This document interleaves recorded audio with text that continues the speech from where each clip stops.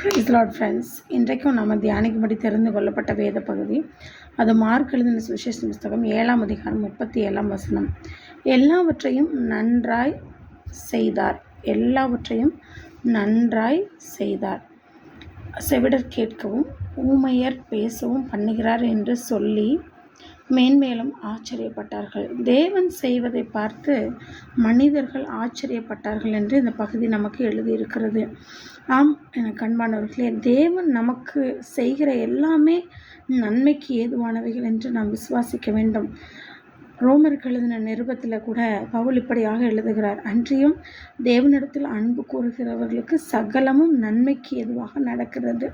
நம்முடைய வாழ்க்கையில் என்ன நடந்தாலும் அது நம்முடைய நன்மைக்கு எதுவாக தான் நடக்கும். யோசேப்பை குறித்து நாம் பார்க்கும் பொழுது, அவனை இஸ்மவேலருடைய கையில் விற்று போட்டார்கள் அவனுடைய சகோதரர்கள்.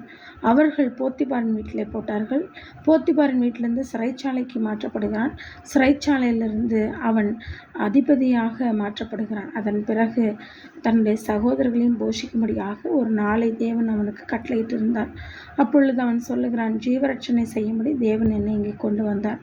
அப்போது நன்மைக்கு எதுவாக தான் யோசேப்பை அந்த நாட்களில் தேவன் பல சிக்ஷைகளின் வழியாக நடத்தினார். இன்றைக்கும் நம்முடைய வாழ்க்கையிலே என்ன நாம் விரும்புகிறோமோ விரும்பலையோ, நம்முடைய வாழ்க்கையில் நடக்கிற காரியங்கள் எல்லாம் நம்முடைய நன்மைக்கு ஏதுவாக தான் நடக்கிறது என்று நாம் தேவனிடத்தில் விசுவாசமாக இருக்க வேண்டும்.